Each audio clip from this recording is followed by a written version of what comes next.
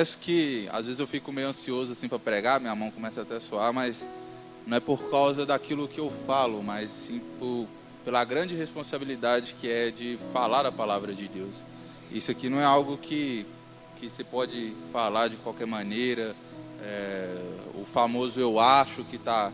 Obrigado, viu? O famoso eu acho que é assim, eu acho que o texto diz isso, mas na verdade, como diria Douglas Sturt em seu livro Entendes o que Lês, todo texto tem um real significado, tem um contexto real e uma aplicação real para acontecer, né? Então, é uma responsabilidade muito grande estar aqui trazendo esse trecho, né, da carta aos Efésios, aos irmãos, né? Para mim também é uma honra, né? Está sendo aqui o primeiro a trazer essa parte da quarta na palavra, já que na última quarta não teve, né, devido aí à mudança da igreja.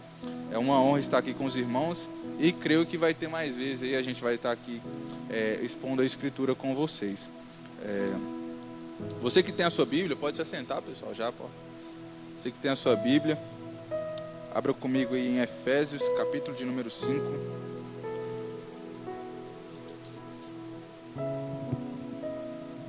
Efésios, capítulo de número 5. E versículo de número 15. Nós vamos ler hoje 3 versículos. Todos acharam? Isso aí. Só organizar aqui. Esta carta, né, na verdade epístola, é uma epístola muito interessante, né? Que para quem é calvinista, né, ela é um banquete maravilhoso, né, para aqueles que creem na soberania de Deus, na eleição incondicional, na perseverança dos santos, né, na expiação limitada.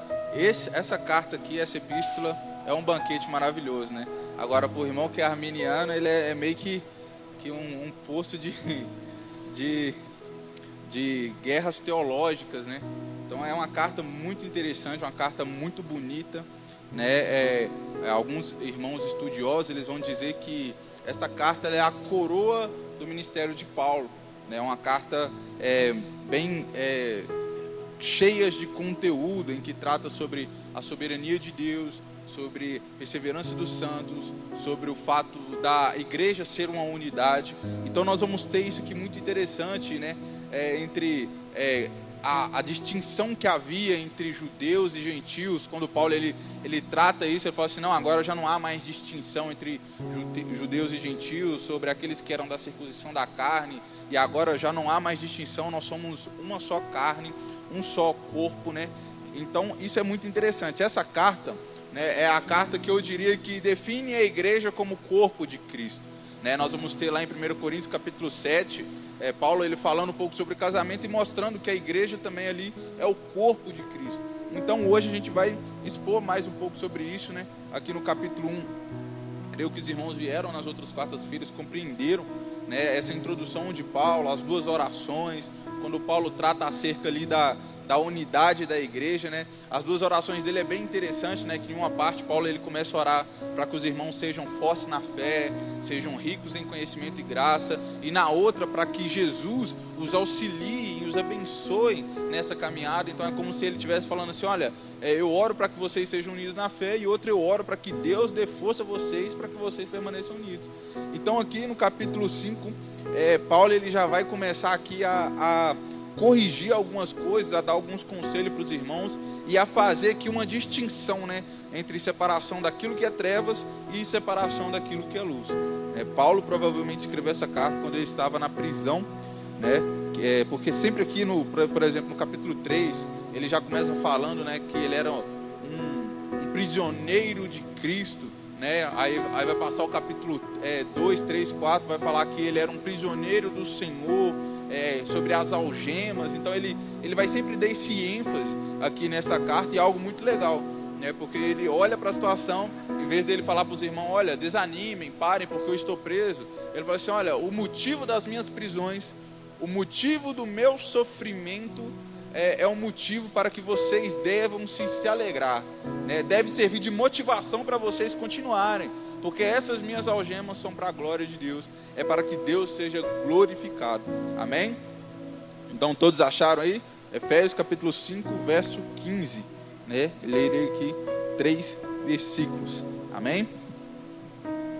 Assim diz o texto: portanto, vede prudentemente como andais, não como nascios, e sim sábios, remindo o tempo, porque os dias são maus. Por esta razão, não vos torneis insensatos, mas procurei compreender qual a vontade do Senhor. Amém? Vamos orar. Pai, obrigado, Deus. Obrigado, Pai, por esta responsabilidade de trazer a Tua palavra. Senhor, eu te peço, meu Pai, neste momento que venha ser o Senhor a ministrar aqui neste lugar. Que venha ser a Tua palavra pregada, Pai. Não o que eu acho, não a minha sabedoria humana, não os meus pensamentos, mas a Sua Sagrada Escritura. Senhor, que eu diminua e Tu cresça, meu Pai, e que a Tua graça venha se sobrepor sobre nós. Que nós venhamos sair daqui cada dia mais unidos na unidade da fé, compreendendo que o Senhor é Deus, que só o Senhor salva, que o Senhor é soberano, para a glória de Deus Pai. Só abrir aqui.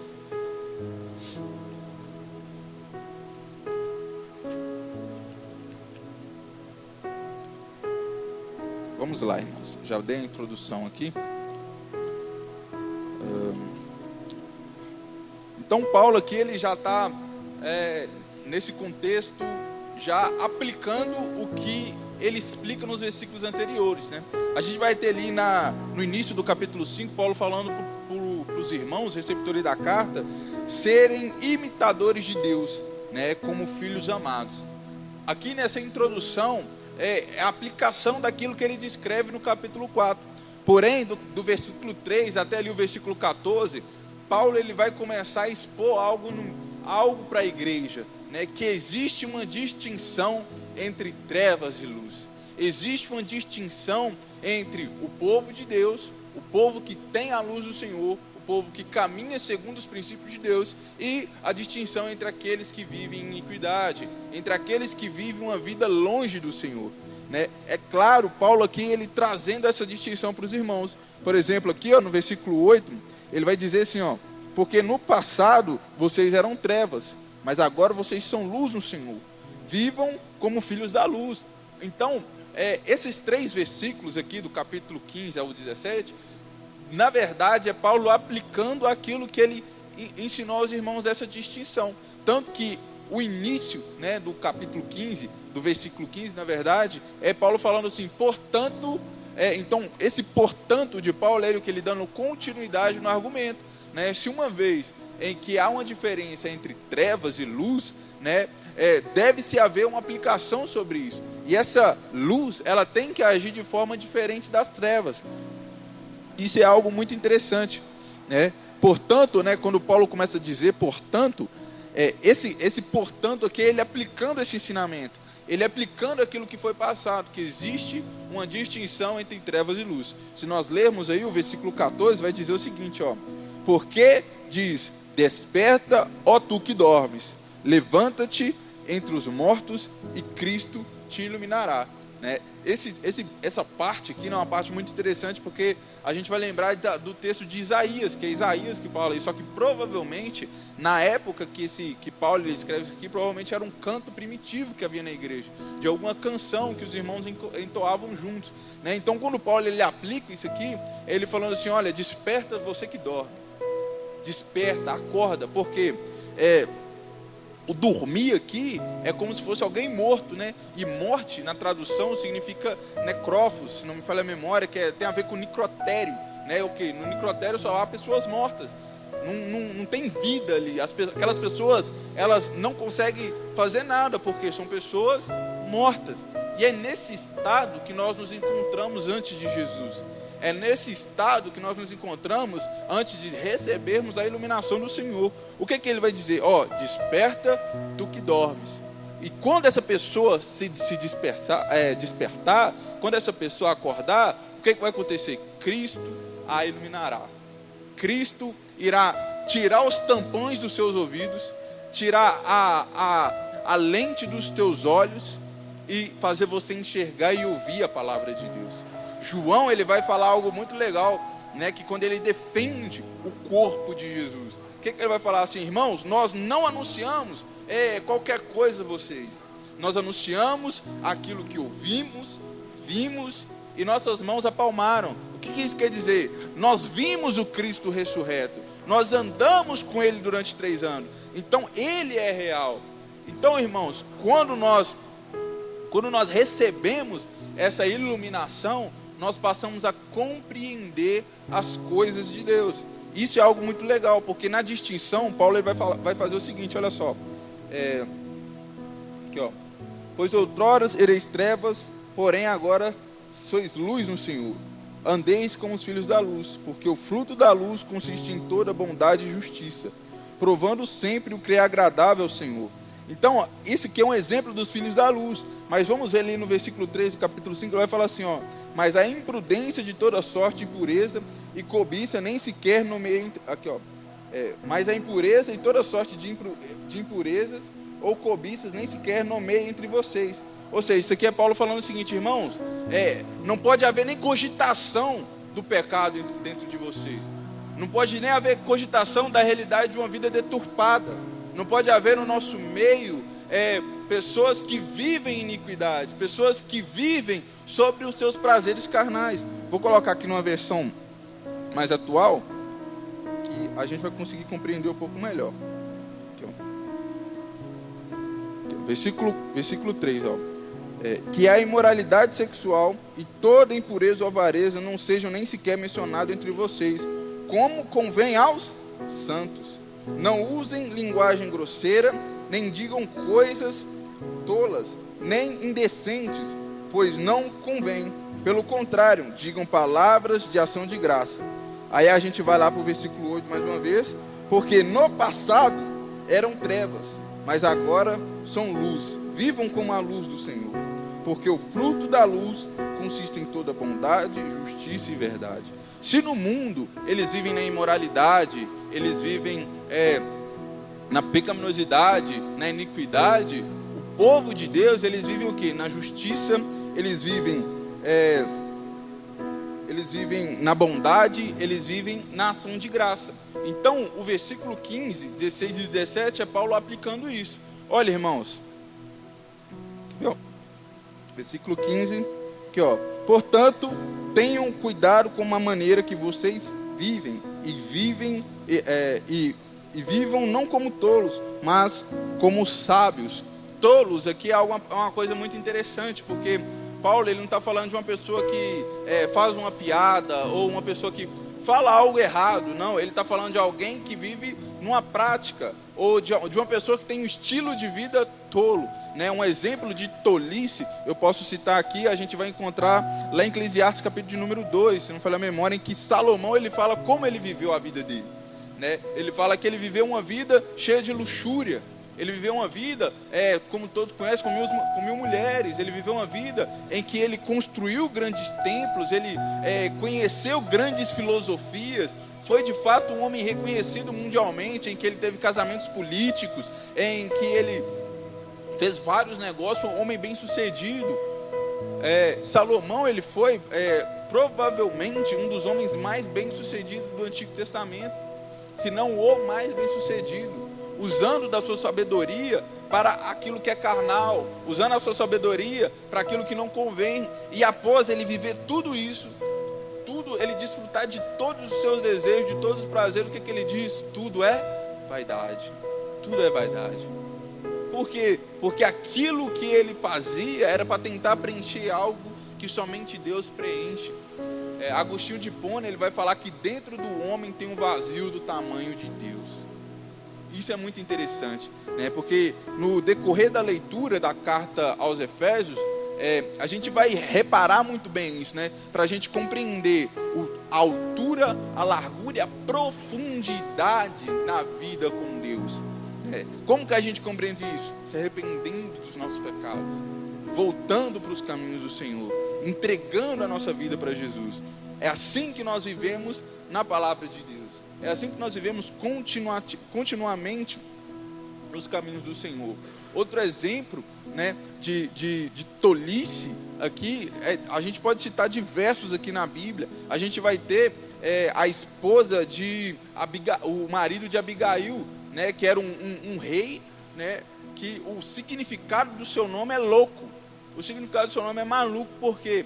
Porque quando Davi, ele abençoava, isso vai estar lá em 1 Samuel capítulo 20, se não me falha a memória, em que um rei, ele vira para Davi, um rei que era sustentado por Davi, protegido por Davi. Quando Davi pede a eles algumas oferendas, alguns bois, ovelhas, dinheiro, esse rei se nega. Ele fala que Davi era apenas um servo rebelde de Saul. Então Davi, ele vem bolado para cima desse rei, a fim de destruí-lo, de matá-lo. Porém Abigail fala para Davi assim: olha, você não entende que esse homem é louco? Você não entende que esse homem é tolo? Né? O que é uma pessoa tola? É uma pessoa que vive nesse estilo de vida, né?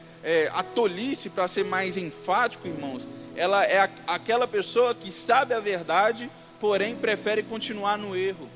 Uma pessoa tola é uma pessoa que conhece os caminhos, é uma pessoa que compreende como viver uma maneira correta, mas prefere seguir os seus desejos. Essa é uma pessoa tola, é uma pessoa que abraça os seus desejos carnais, é uma pessoa que vive segundo a iniquidade dos seus pensamentos, é uma pessoa que adquire esse estilo de vida. Né? Por isso que Paulo, ele fala isso para os irmãos, não sejam pessoas tolas, né? Não vivam como tolos, mas tenham cuidado na maneira como vocês vivem, né? Vivam como sábios, né? A sabedoria aqui na Escritura é algo muito interessante, irmãos, porque a gente vai ver a sabedoria em duas linguagens: sabedoria humana e sabedoria de Deus. Na sabedoria humana a gente adquire reconhecimento, né? Na sabedoria humana o ego é inflado. Na sabedoria humana eu falo aquilo que você gosta de ouvir, né? Eu vou lá no fundo do seu coração e toco o fundo da sua alma. Na sabedoria humana eu te chamo de ponto fraco de Deus. Na sabedoria humana eu digo que se Jesus estivesse no Éden, ele teria pecado. Mas é o contrário do que a Escritura diz, irmãos. Temos aquela sabedoria que é loucura para o judeu, que é loucura para o grego e escândalo para o judeu. Na sabedoria da Escritura, ela é a contramão dos nossos desejos. A sabedoria da Escritura, ela vai contra os seus maiores desejos pecaminosos. Na sabedoria da Escritura, ela diz: arrependei-vos. Esta é a sabedoria da Escritura. A sabedoria da Escritura, ela como diria Billy Graham, ela de fato nos constrange, porque mostra quem verdadeiro nós somos, que somos pecadores, inimigos de Deus, que devem se arrepender dos seus pecados.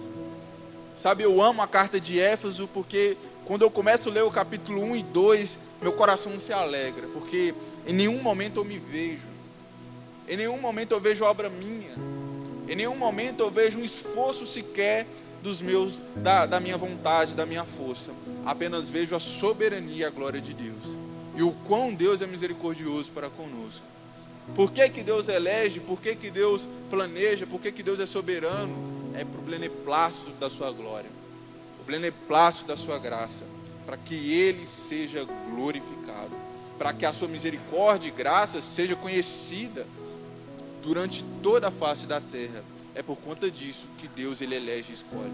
É por conta disso que Deus, ele permanece sendo soberano.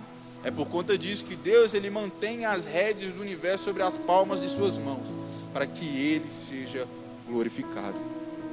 Esta é a verdadeira sabedoria. Sabe, irmãos, quando eu lembro de sabedoria, eu vou lembrar de Paulo lá no capítulo número 1 de Coríntios, se vocês puderem abrir. Ele vai falar o seguinte: 1 Coríntios capítulo 1, verso 18, se não me falha a memória. Deixa eu colocar aqui. 1 Coríntios capítulo 1, verso 18. Amém?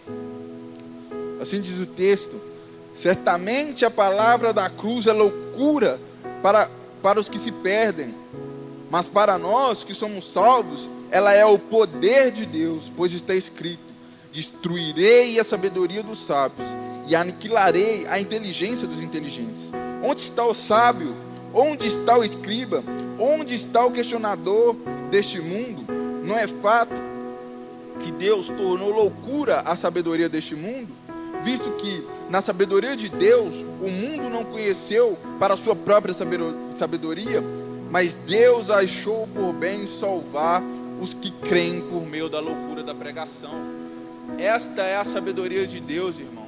É a loucura da pregação. É quando nós olhamos para a cruz de Jesus, que era aquele que foi tido como maldito por nossos pecados, aquele que foi tido como humilhado, aquele que foi tido como louco, como aquele que foi julgado e condenado por Pilatos, mesmo Pilatos sabendo que ele era inocente. Quando nós olhamos para essa cruz e dizemos: eu sirvo a Ele, Ele é maior do que eu entrego a minha vida para Ele, porque Ele morreu pelos meus pecados. É por conta disso, irmãos, que nós nos arrependemos. É por causa dessa loucura, porque quando nós compreendemos essa loucura, nós entendemos que a forma que nós vivemos é apenas uma vida louca, é uma vida tola, é um estilo de vida longe de Deus. Eu lembro, de quando eu li o livro de Agostinho de Hipona, Confissões de Fé, pela primeira vez, e ele, até um tempo atrás, ele tinha uma linguagem bem arcaica, aquela coisa de vô mesmo, de vós, de vós sabeis. Então, era uma linguagem que Agostinho usou, os tradutores usavam bastante para traduzir o livro de Agostinho, e eu lembro que Agostinho ele fala sobre a sua oratória, porque ele falava muito bem. Ele era um homem erudito, um homem inteligente, sábio. Porém, ele sempre fala que quando ele ia pregar a palavra de Deus, ele não tinha vontade nenhuma de usar a sua eloquência, de usar a sua oratória, porque a oratória naquela época era algo muito respeitado. O cara que era tido como um filósofo sábio era um cara muito interessante, muito inteligente de saber, de se ouvir falar. Porém, Agostinho ele fala que em nenhum momento ele tem vontade de usar dos seus dons de convencimento para poder pregar, porque quem convence não é ele, quem prega não é ele, quem aplica a palavra no nosso coração não é ele. Então ele compreendia muito bem essas coisas. Então a sabedoria de Deus é essa, a loucura da salvação. Prove a Deus salvar os que creem por meio disso. Esta loucura, isso para nós é maravilhoso, irmãos, é maravilhoso, porque se o judeu ele pede sinal e o grego busca sabedoria, nós pregamos um Cristo crucificado. Isso é loucura para o mundo. O mundo ele fica nervoso quando nós falamos disso. Olha, minha salvação está em Cristo, no caminho de Cristo. Eu lembro do Hernandes Dias Lopes, ele falando sobre isso, que a salvação é unicamente por meio de Cristo. Não tem outro meio, irmãos. Não tem um meio termo, não tem uma via de mão dupla. É apenas por meio de Cristo, por meio da fé e através do Evangelho. Ah, Renan, quem é sábio? Quem é salvo? Ah, Renan, quem são aqueles que Deus escolheu? Eu não sei, irmãos. Mas uma coisa eu sei: ide por todo mundo e pregar o Evangelho. Anunciai a todas as nações, batizando em nome do Pai, do Filho e do Espírito Santo. É através dessa sabedoria, irmãos, que as pessoas vão ser salvas. Você tem essa responsabilidade, irmão. Você é responsável de pregar o Evangelho. Não existe o ministério do banco, você sabia? Não existe. Tanta gente que tem na igreja que é assim, não, o famoso ministério do banco. Não existe. Devemos ministrar o Evangelho. Essa é a nossa sabedoria. A sabedoria que vem de Deus. Salomão, ele foi um homem reconhecido mundialmente na sua época. Foi um rei muito maior do que Davi em quesitos de investimento, em quesito de levar o povo a um status maior. Porém, ele não tinha nem 1% da piedade de seu pai e do coração que ele tinha. Talvez Salomão, ele tinha todas as coisas que Davi não teve, mas ele não tinha o coração que Davi teve. E no fim da sua vida, ele olhou para as coisas e disse: vaidade. Tudo é vaidade. Isso é algo muito interessante. Dando continuidade, só voltar aqui. Paulo ele vai continuar para fazer o fechamento do argumento.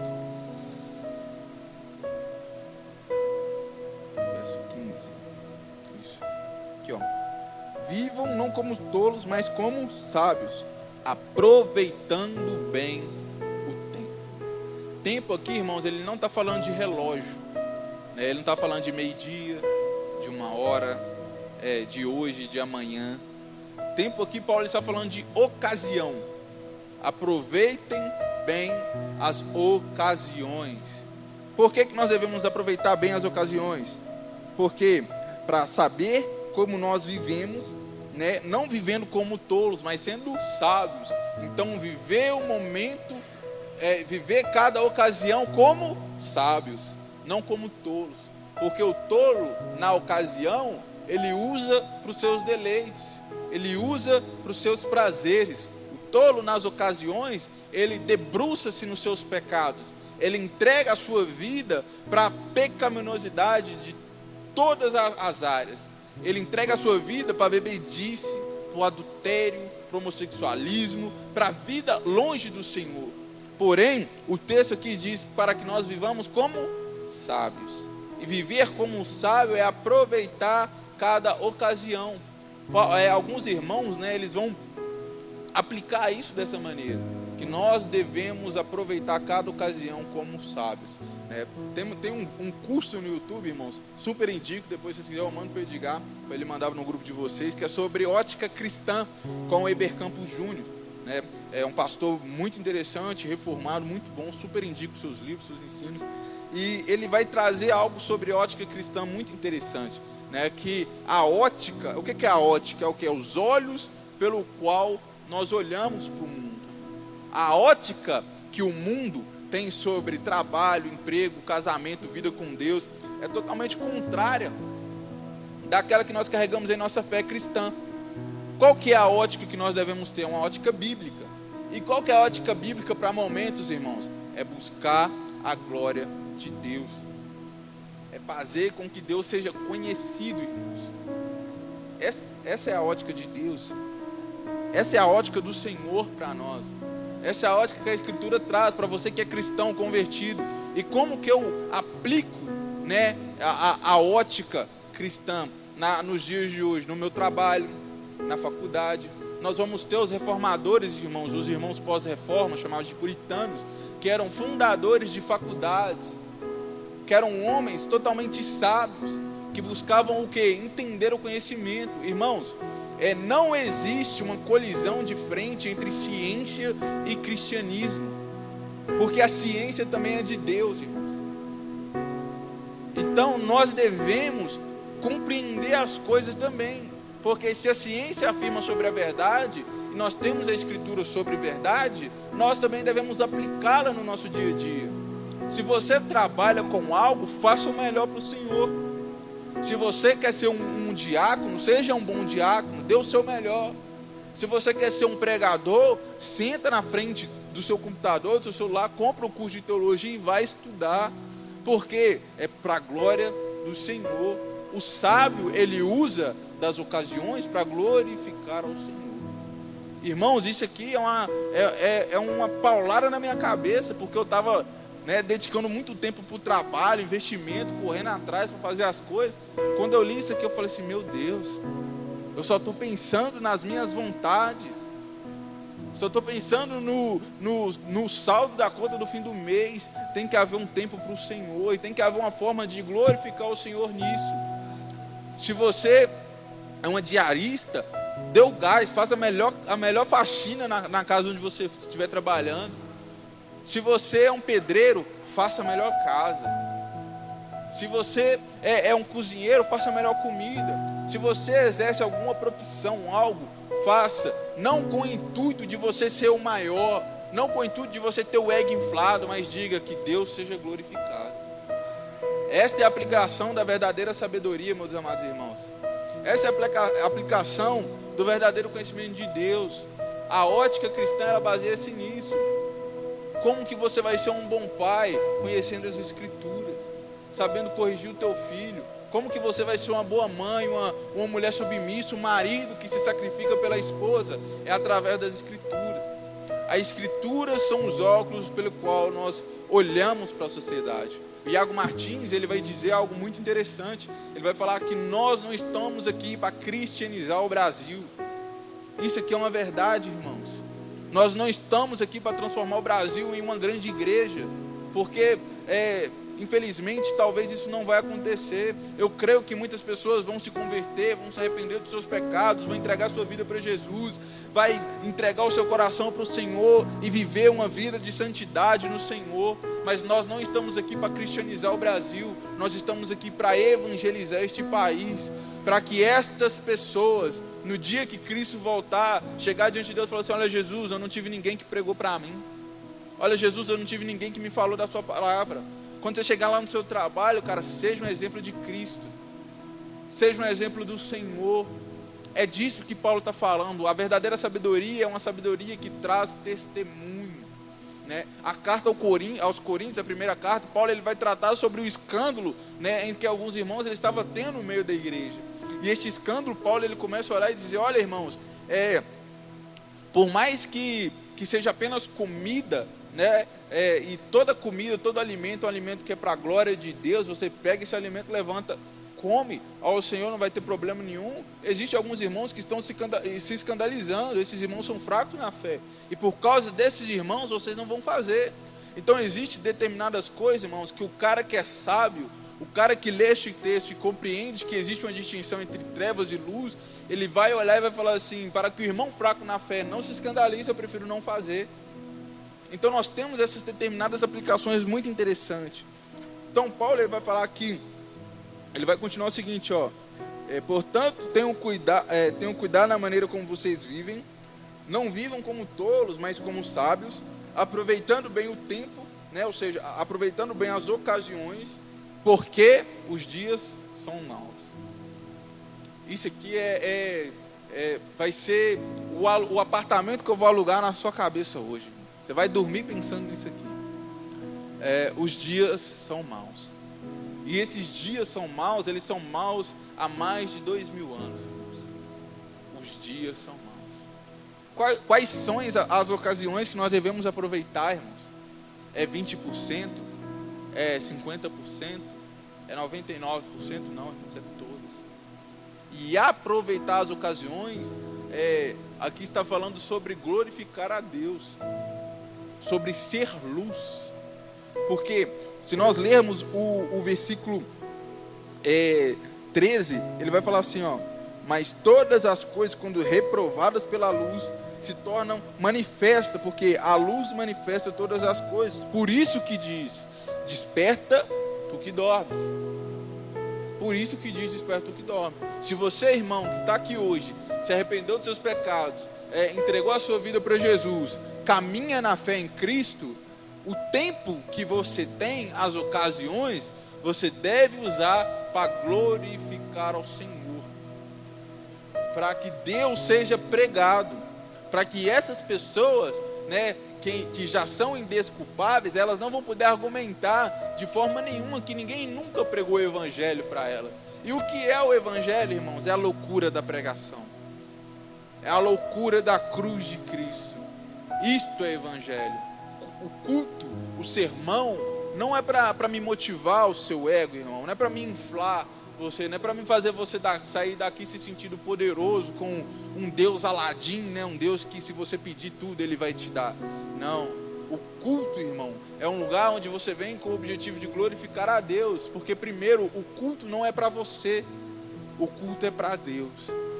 O culto não é pelo o quanto eu oro, como eu tenho uma oratória bonita, ou quanto eu falo bem, não, irmãos. O culto é para que Deus seja glorificado. E assim, o sermão da mesma intensidade. É responsabilidade do grupo de louvor, do pregador, daquele que pede o dízimo e a oferta, compreender que aquilo que ele está fazendo aqui é uma ocasião para que Deus seja glorificado. E Deus, Ele não quer que nós nos glorifiquemos a Ele só no culto, mas dentro da nossa própria casa, no nosso dia a dia, no nosso devocional. Isso é ótica cristã. Ótica cristã se aplica em como nós dirigimos o nosso carro.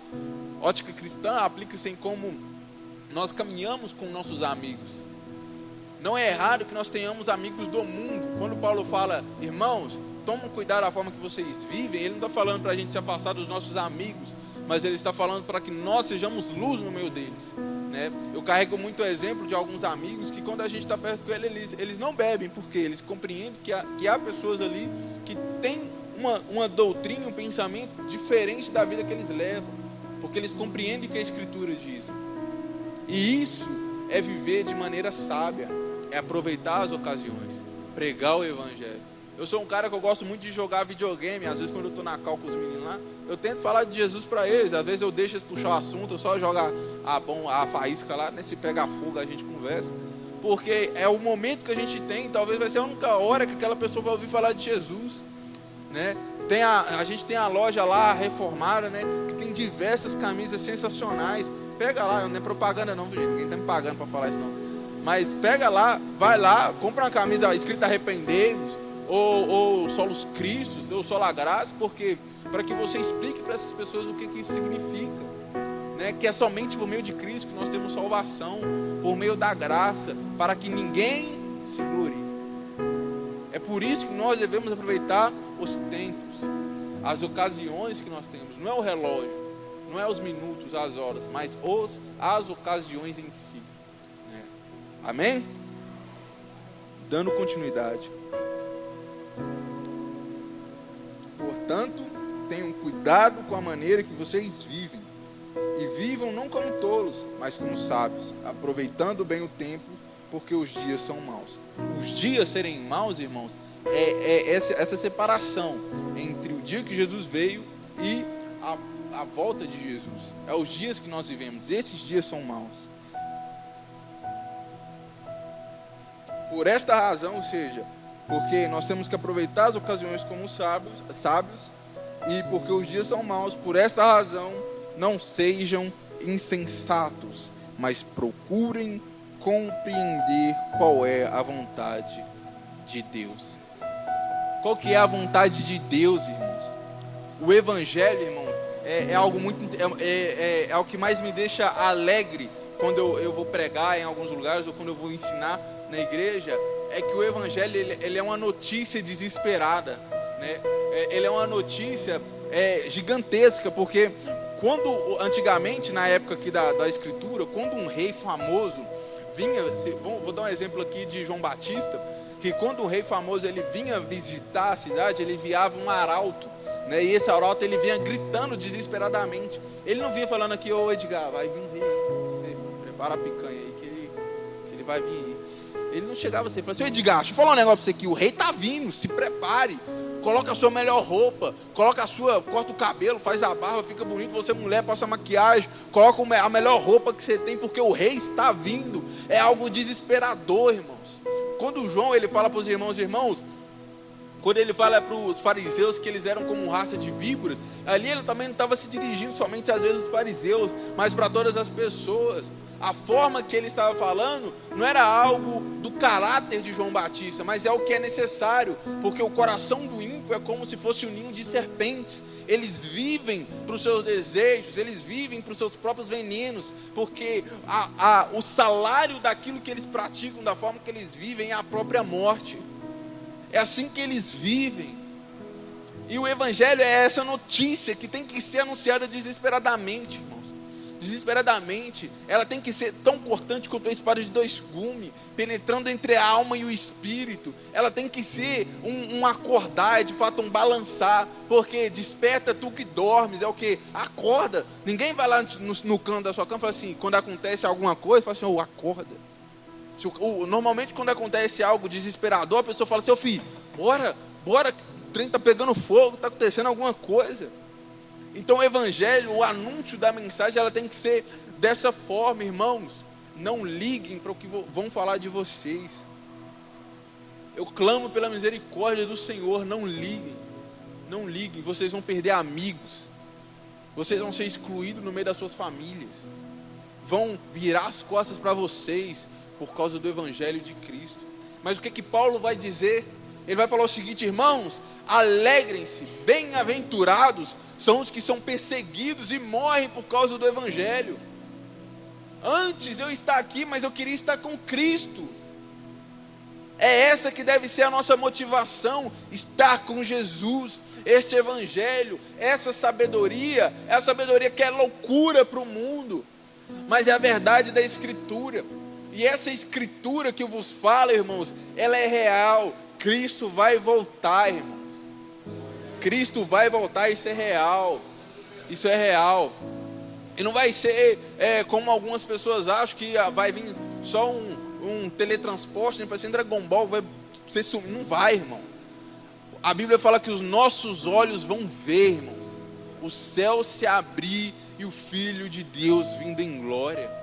A Bíblia diz que todo joelho confessará que Cristo é o Senhor, toda língua irá dizer, quer ímpio, quer judeu, quer grego, muçulmano, homossexual, trans, não sei o que mais, irmãos, todo joelho se dobrará, toda língua confessará que Cristo é o Senhor. O adúltero tem que se arrepender do seu pecado.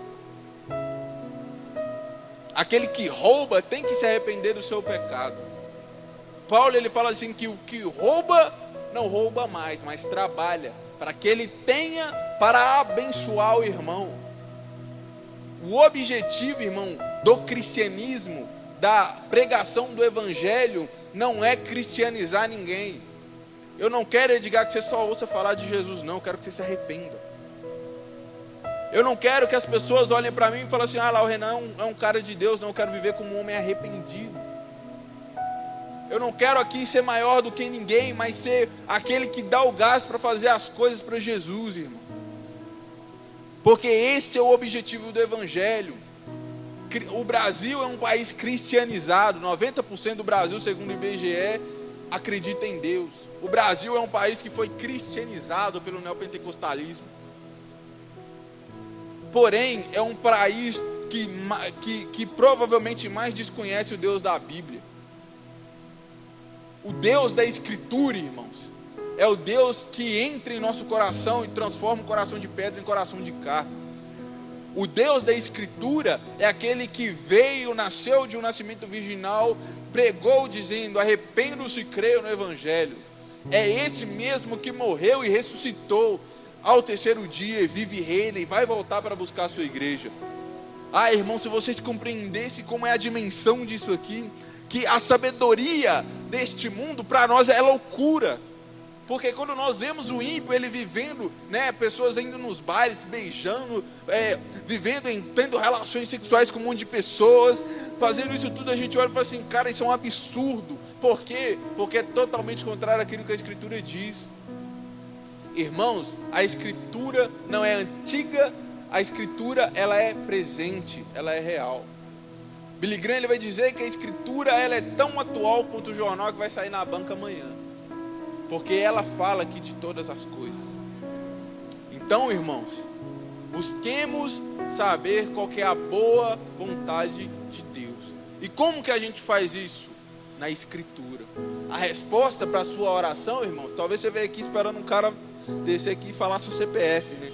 Mas não, irmão, a resposta para a sua oração está na Escritura. Se você quer saber como ser um bom funcionário, está na Escritura. Ou como ser um bom chefe, está na Escritura. O que Paulo fala assim? Senhor, cuide dos seus escravos. Escravo, sirva bem o seu senhor. Você que é rico, cuide daquele que não tem condições. Você que é viúva, dê instruções às mais novas. Você que é mulher, mãe de idade, ensine às outras moças. Isso é maravilhoso, irmão. Porque o mundo ele não lê a Escritura, ele não faz exegese hermenêutica. Se não faz nem para passar na televisão as coisas, imagina para ler a Escritura, não é verdade? Então, irmãos, nós devemos compreender a vontade de Deus. E a vontade de Deus, ela está nessa Escritura. E eu vou ler para vocês agora. Romanos, capítulo de número 12, verso de número 2. E eu encerro.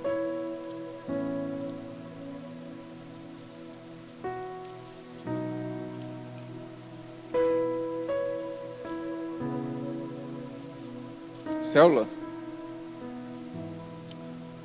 Assim diz o texto, olha.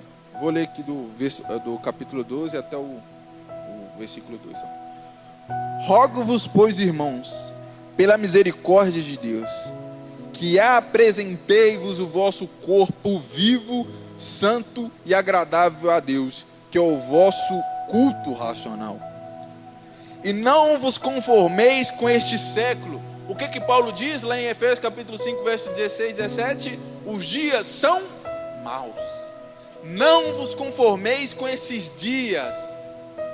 Não vos conformeis com a situação do atual mundo. Prega o Evangelho. Prega o Evangelho. Não vos conformeis com esses dias. Não vos conformeis com esses dias. Não vos conformeis com estes séculos, mas transformei-vos pela renovação da sua mente, para que experimentai qual seja a boa, agradável, perfeita vontade de Deus. O que é uma pessoa que vive segundo a vontade de Deus? Como que nós descobrimos a vontade de Deus para nós? É isso, irmãos, é através do renovar da nossa mente, aquele metanoia, uma transformação, é fazer o contorno, voltar para os caminhos do Senhor. É assim que nós agradamos ao Senhor, é vivendo em santidade, irmãos. Nós agradamos a Deus evitando pecar. Nós agradamos a Deus quando a pornografia bate em nossa porta e nós dizemos não. Nós agradamos a Deus quando o contatinho chama no WhatsApp e você bloqueia. Nós agradamos a Deus quando a nossa oração não é uma oração egoísta, não é uma oração para nós sermos maiores, como diz lá em Tiago, não é uma oração para que nós venhamos desfrutar dos nossos prazeres, dos nossos desejos, mas uma oração com o objetivo que Deus seja glorificado. É assim que vive o sábio, irmão. O sábio vive segundo a Sagrada Escritura. A Escritura é quem julga a sua vida. A Escritura é quem julga as suas obras. Não é o que eu faço, irmão, que vai falar que eu sou mais crente do que eu sou, mas sim é o que a Escritura ensina. Porque moral até o ímpio é, irmão. A gente tem ímpio que acha que adulterar é errado. A gente tem ímpio que paga suas contas em dia. Mas e será que conhece a Escritura? Será que vive com a sabedoria do Senhor? Será que ser justo fisicamente no mundo atual ele me dá critério de salvação? Não. O que salva é arrependimento, irmãos. O que salva é vida no Espírito Santo. Essa carta de Efésios, ela é uma carta maravilhosa, porque ela vai falar que o Espírito Santo, ele é o que? O selo da nossa salvação. Ele é o selo, né? Não é da minha época, né? Dessa da época do Edgar, da época que você mandava carta, você tinha que colocar um selinho, né? Você lembra? Tinha o selo, porque o selo é a marca de onde ele está vindo, ou para onde ele está indo. Então tem que haver o selo do Senhor nas nossas vidas. E como que esse selo surge? Com a sabedoria de Deus. Uma mente transformada, uma mente renovada, uma vida de arrependimento. Amém? Espero que os irmãos foram abençoados com a palavra de Deus e que a vontade do Senhor se cumpra nas nossas vidas, que nós de fato devemos nos arrepender e entregar a nossa vida ao Senhor. Oi? Amém? Vamos orar? Coloque-se de pé.